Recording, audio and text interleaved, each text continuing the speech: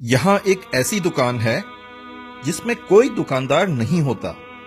اس میں کوئی شخص مال لا کر بھی نہیں رکھتا بلکہ وہ خود بخود آ جاتا ہے.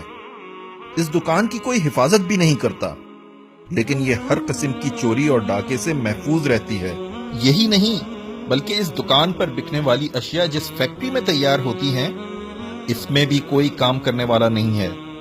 خود ہی ساری مشینیں چل رہی ہیں اور طرح طرح کی چیزیں ان میں سے نکل رہی ہیں.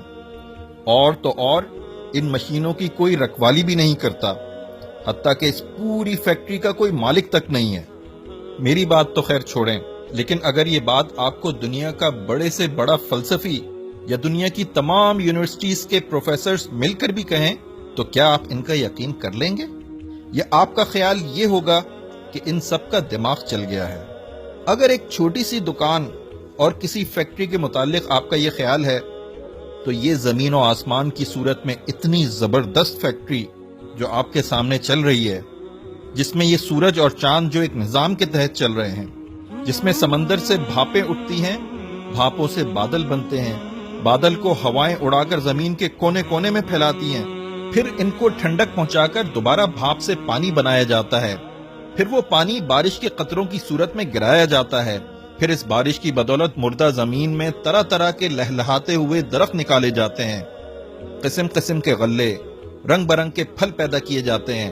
اس فیکٹری کے متعلق آپ کیسے مان سکتے ہیں کہ یہ سب کچھ کسی بنانے والے کے بغیر خود ہی بن گیا ہے اور کسی چلانے والے کے بغیر خود ہی چل رہا ہے؟ آدمی کا جسم جن اجزاء سے بنا ہے ان میں آئرن، کیلشیم، پوٹیشیم، فاسفورس اور اس طرح کی کئی اور چیزیں ہیں.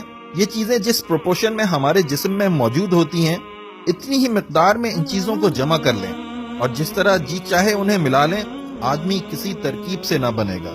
پھر یہ کیسے مانا جا سکتا ہے کہ ان بے جان چیزوں سے مل کر دیکھتا، بولتا، سنتا، چلتا پھرتا انسان بغیر کسی بنانے والے کے بن گیا؟ ماں کے پیٹ کی ایک چھوٹی سی فیکٹری میں کس طرح یہ انسان تیار ہوتا ہے؟ وہاں اسے ماں کے خون سے ہی غذا ملتی ہے، لیکن ماں کی حکمت کا اس میں کوئی دخل نہیں. وہیں اس آئرن، کیلشیم، پوٹیشیم اور فاسفورس وغیرہ کی ایک خاص مقدار جمع ہو کر گوشت کا ایک لوتھڑا بنتی ہے.